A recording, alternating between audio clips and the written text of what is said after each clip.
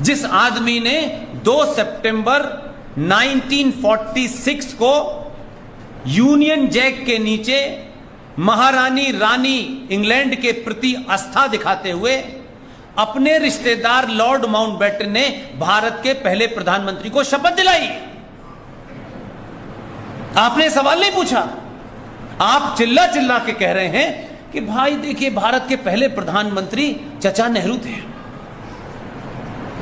आपने पूछा नहीं कि जिस आदमी को 1946 में उसकी अपनी पार्टी के देश के 14 प्रोविंशियल असेंबलीज ने वोट दे करके यह तय कर दिया कि मैं नेहरू को हम कांग्रेस का अध्यक्ष बनाने के लिए तैयार नहीं है, 14 वोट में से 2 वोट इनवैलिड हुए और 12 वोट सरदार पटेल को मिले। गांधी जी ने चीटिंग करके दबाव डाल के जेपी कृपलानी के बाद उनको अनाउंस कर दिया। जो आदमी अपनी पार्टी का अध्यक्ष नहीं बन सकता उसे पूरा देश कहता है वो भारत का पहला प्रधानमंत्री है। और जिस आदमी ने ब्रिटिश साम्राज्य को चुनौती देते हुए 21 अक्टूबर 1943 को भारत की आजादी की घोषणा की, दुनिया के 11 राष्ट्रों ने जिसमें यूएसएसआर शामिल था उसे मान्यता दी, वो पहला प्रधानमंत्री नहीं कहलाया। ये है, हमने ये लड़ाई अपने लिए नहीं लड़ी। हम ये 6-7 लाख की नौकरी छोड़ के अपने लिए नहीं आए हैं, RSNGD कोई नहीं आया है। तब हमने मुहिम चलाई थी कि भारत के इंडिया गेट के ऊपर जहां 1968 तक 1968 आजाद भारत 68 तक इंडिया गेट पर जिस आदमी ने ब्रिटिश साम्राज्य की भारत में स्थापना की उस जॉर्ज पंजम की मूर्ति लगी हुई थी। आप कहते हैं हम आजाद थे, जिन्होंने गुलाम बनाया था आप आजाद थे। तब वो मूर्ति वहां से हटी और उस मूर्ति की खाली जगह कभी गांधी को लगा दो, कभी इंदिरा गांधी को लगा दो, कभी राजीव गांधी को लगा दो। ये नहीं हो पाया, ये हमारे और आपके दौर के भाग्य में आया। हम लोगों को उस मुहिम का हिस्सा बनना पड़ा। आप सब ने देखा, हमने मुहिम चलाई, हमने कहा किसी की नहीं लगेगी, अगर लगेगी तो भारत के पहले प्रधानमंत्री की लगेगी। और वहां 28 फीट ग्रेनाइट की सुभाष की मूर्ति लग गई है। आप जब जाएंगे 10 साल बाद 20 साल बाद अपने बच्चों के साथ जाएंगे तो वो बच्चा पूछेगा कि पिताजी ये क्या थी, तब आप बता पाएंगे कि जब मूर्ति लग रही थी तो उसमें हमारा भी रोल है। इसलिए किसी बदलाव को अगर आप आज ही करना चाहते हैं तो ये चाय नहीं है जो अभी बन जाए। और ये सोच के मत करिएगा कोई काम कि इसका हमें लाभ क्या होगा। कुछ काम बेलाभ के भी किए जा सकते हैं। इसलिए बहुत सारा लंबा भाषण चल सकता है, मैं तो शाम तक दे सकता हूं, आप थक जाएंगे, मुझे बलिया जाना है। इसलिए आप सब युवाओं से एक ही बात कहता हूं, डरिए मत किसी से।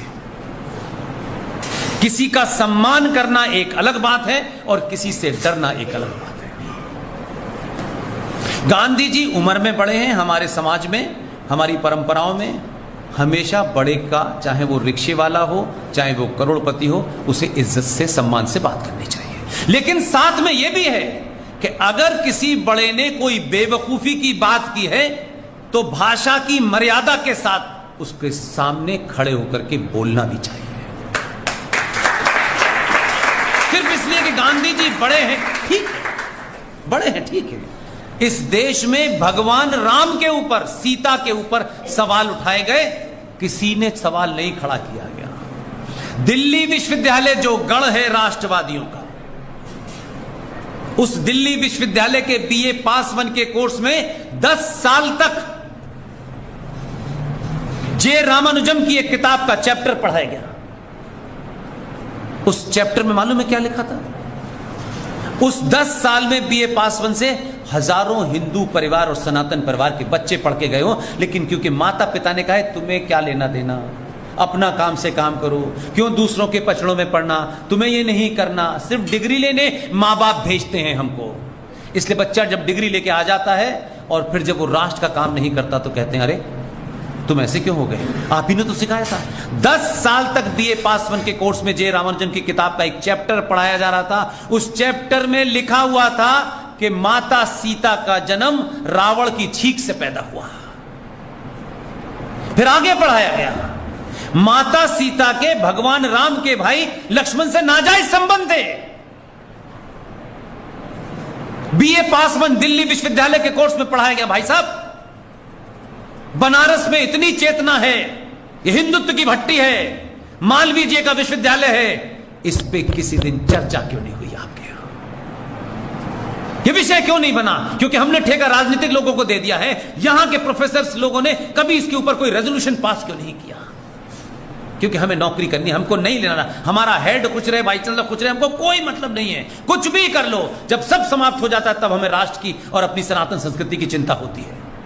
एक पूरे देश में कहीं इस पे चू आवाज उठी हो कि भाई what nonsense they are doing it.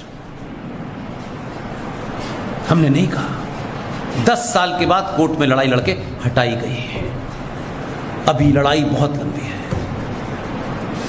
इसलिए आखिर में एक शब्द, जिस दिन सनातनी